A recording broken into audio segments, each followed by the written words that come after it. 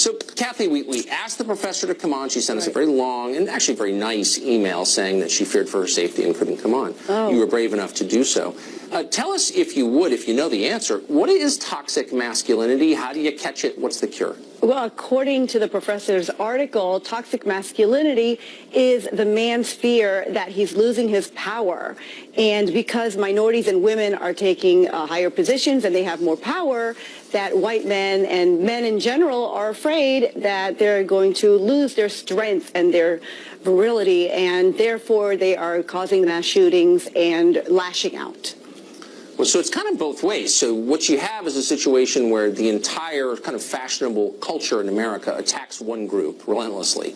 And then if they don't like it, that's a problem too. And then if there's a shooting committed by someone who looks that way, that's the result of them. I mean, this is kind of a nonsense theory, isn't it? Maybe the guy committed a mass shooting because he was crazy or he had some kind of other animus. Does it have to be because of his gender? Yes. I mean, if you look at it, yes, men are more violent than women. Of the mass shootings we've had in the last 25 years, 88 have been by men, 2 have been by women. So we definitely have a problem with men in this country. Men are committing the murders. Okay, well that is true. Of course, men commit the overwhelming majority of violent crimes. But I thought men and women were exactly the same. I mean, I'm kind of losing track of my feminist orthodoxies here, and I think some of them may be on a collision course about to hit each other. So men and women are exactly the same. You can transition from one to the other by snapping your fingers, and everyone has to believe that that's real. But they're totally different, which is true. Women are better, unfortunately. We are not the murderers of our society. We are not committing the crimes. We commit less than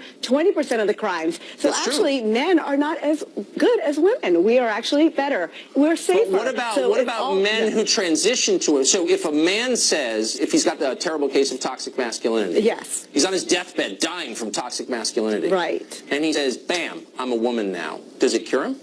Well, I would hope so. He would be the better gender, so I would hope so. Okay. Does any of this strike you as nuts, or are you actually kind of tracking with this and nodding in agreement? No, I completely agree. If you look at it, it doesn't matter what race they are, doesn't matter where they're from, doesn't matter what country. Men are committing most of the crimes and most of the murders. There is a problem with men, and no one can quite figure it out. Is it the testosterone? Is it that they feel less empowered?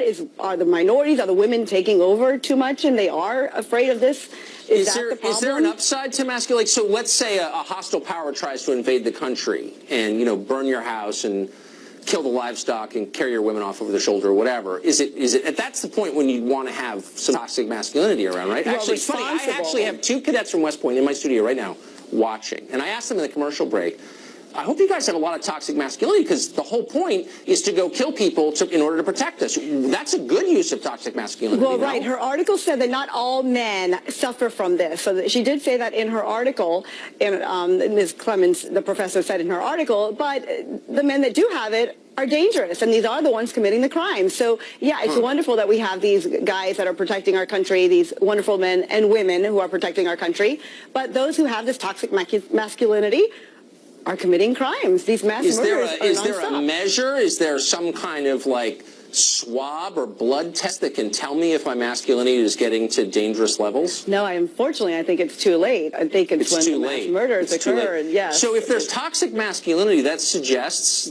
the polar, right? The toxic femininity. What would that look like? Well, and sugar and spice and everything nice. I mean, that's what it's like to be a girl. But boys will be boys, and that's what we're raising. We're raising boys to think that they should be more powerful and stronger. That's what the professor was saying. Maybe we're just not raising them right. Why are women supposed to be nonviolent? Okay, but is there such a thing as toxic femininity? No. Can you be too you can be way too masculine. We do no wrong. Women do no wrong. The numbers prove it. The statistics prove it. Women do not do wrong. That doesn't sound like feminism to me exactly. What? That sounds like kind of the 19th century understanding of women. No, it's just a fact. You're women are responsible. Women are responsible. We're not killing. We're not committing crimes. We're just the smarter gender.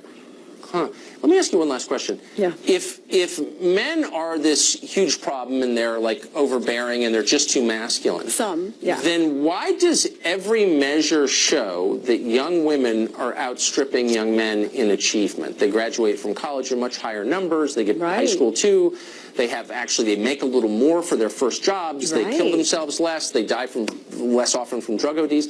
Why is that? If men are keeping women down, why are women doing so much better than men in this country? Well, women are doing so well, and that's what's causing the toxic masculinity. They're not happy about it, and that's why the murders have gone up since 2011. We've had so I more wonder, mass has shootings. it occurred to you maybe to help instead of browbeating men and like mocking them for being less We're powerful not and saying, mocking. well, sure, of course you are. And you've got men are tenured losers like this woman we are quoting from Kutztown University or whatever it's called saying, you know, men are horrible.